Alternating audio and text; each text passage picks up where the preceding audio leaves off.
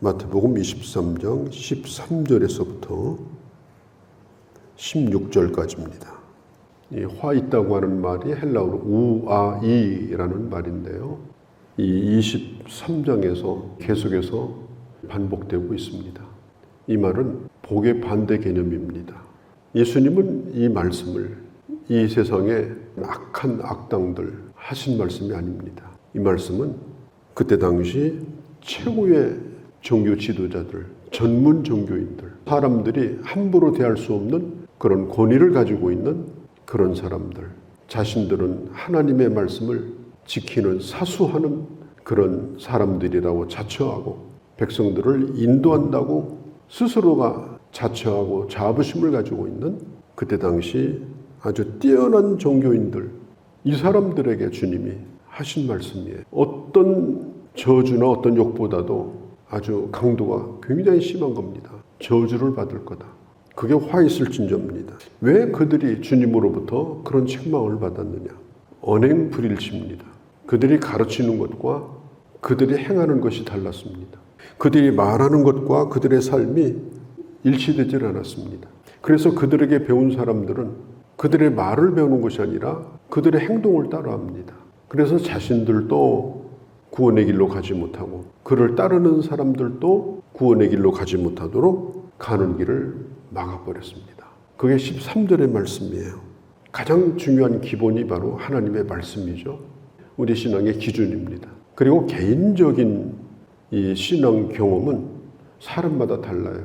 그 사람이 가지고 있는 성품, 또 처음 어떤 교회를 나갔는가, 그래서 체험도 다르고 아주 주관적인 이런 부분들이 참 많기 때문에 신앙의 색깔들이 좀씩 달라요. 그런데 그걸 절대화시켜가지고 이거 아니면 안 된다, 이렇게 해야 된다, 이제 그렇게 해가지고 어떤 사람을 훈련시키든지 어떤 사람을 인도하면 그 사람이 잘못되면 그를 따라오는 사람도 잘못되는 거예요.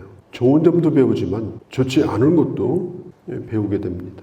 그래서 이 인도하는 사람은 아주 중요해요. 너희는 선생 되려고 하지 말라. 선생이라고 자처하지 말라. 지도자라고 자처하지 말라. 내가 너의 믿음의 아버지다. 아버지다. 이런 얘기도 듣는 걸 좋아하지 말라. 그것은 대단히 위험한 것이다. 너 자신 스스로가 바르게 가는 것, 그게 얼마나 어려운 줄 아는가. 그거 하나만 가지고도 그건 힘든 거다.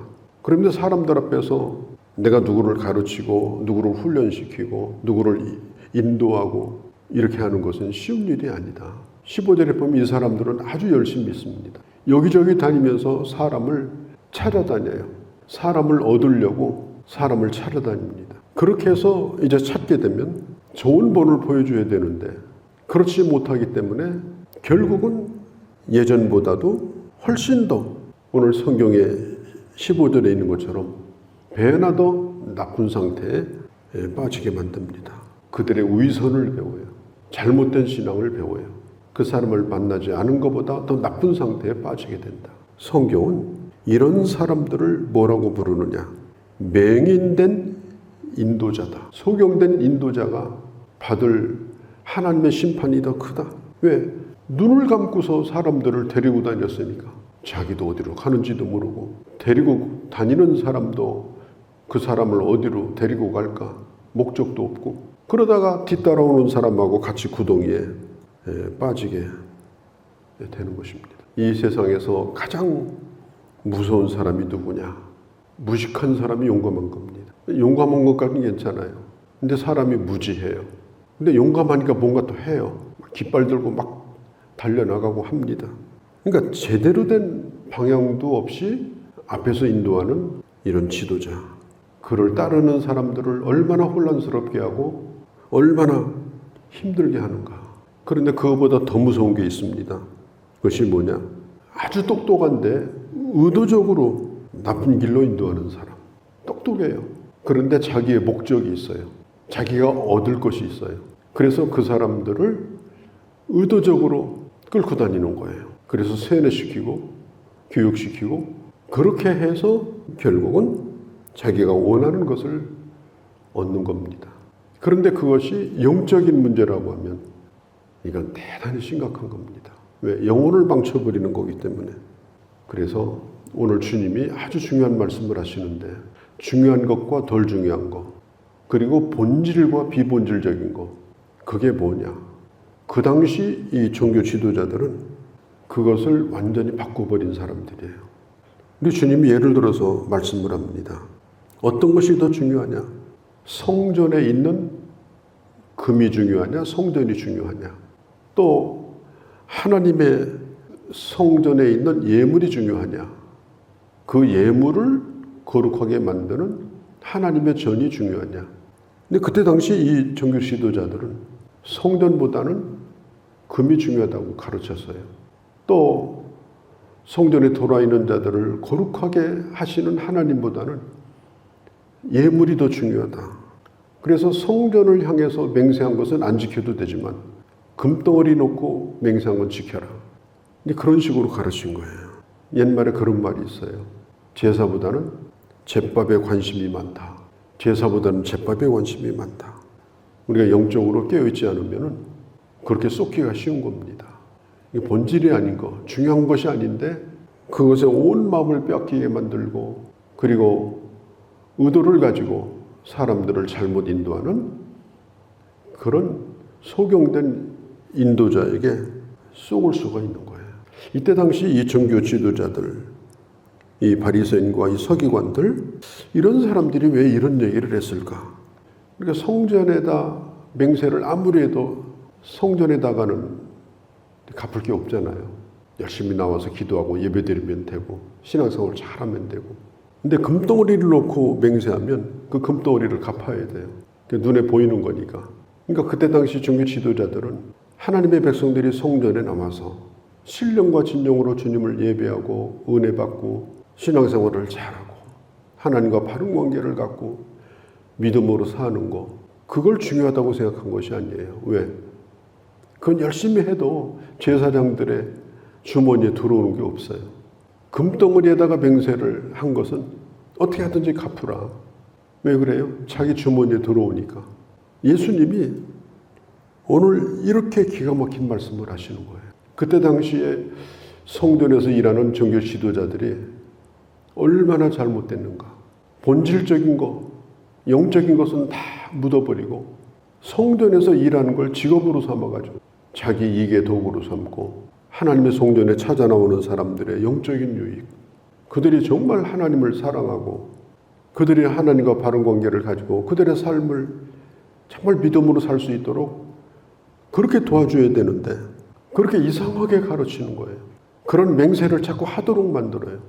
그래서 뭔가 자기들이 얻고자 하는 것을 얻으려고 하는 그런 마음에 빠져 있는 거예요.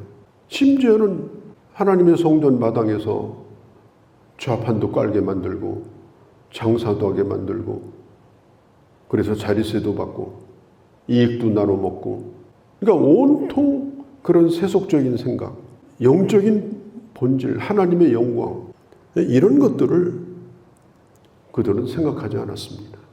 우리가 상식적으로 생각해도 우리가 재물, 가져오는 재물보다는 재물을 거룩하게 하는 제단이 더 중요하고 하나님이 더 중요하잖아요. 그런데 눈에 보이는 이 재물이 먼저예요. 제단을 깎아내리고 그리고 재물의 가치를 점점점 높이고 그리고 하나님 앞에 드려지는 온전한 신령한 제사 그리고 온전한 신앙생활을 제대로 가르쳐주지 아니한 겁니다. 우리 주님이 이 맹세에 대한 얘기를 계속해서 여기 하고 계신데 18절 이후에 어떤 것이든지 이 맹세를 하면 그 맹세는 하나님에게 한 거니까 그 맹세를 함부로 하지 말고 말의 진실성을 가지고 하고 그리고 그 맹세를 했으면 그 맹세는 지켜져야 된다. 예전에 70년대, 80년대 그때는 주로 대형 집회에서 선교사 헌신을 하고 대형 집회에서 목회자 헌신을 하고 그러던 시대였어요. 그래서 집회 끝나고 헌신할 사람 그러면 우죽순으로 그냥 그렇게 많은 사람들이 일어났는데 오늘 그들이 뭐하고 있을까요? 그러니까 헛된 맹세를 한 사람들이 너무나 많아요. 헛된 맹세를 하고 그 순간의 감정, 분위기 이런 것에 빠져가지고 그리고 그 맹세를 지키지 않는 거예요. 쉽게 말하면 쉽게 헌신하고 그리고 그 헌신을 헌신짝처럼 버리고 아무 일 없듯이 그냥 세상으로 나가 살고 이런 일들이 오늘날 얼마나 많아요. 근데 중요한 건 뭐냐? 나는 말해놓고 잃어버렸는데 상대방이 그걸 끝까지 기억을 하고 있으면 이게 문제가 되는 거예요. 하나님이 잃어버리시겠습니까? 하나님 잊지도 않으시는 분이에요. 그렇기 때문에 입을 열어서 이 맹세하는 것 이것이 대단히 중요하고 또 그 맹세를 지켜야 되는 것입니다. 차라리 맹세보다는 우리가 범사에 믿을 만한 말을 하면 됩니다. 쉽게 맹세하지 말고 범사의 생활 습관을 크든지 작든지 자기가 믿을 만한 말을 하고 또 말을 했으면 그것을 지켜나가고 할 수 있으면 할 수 있다.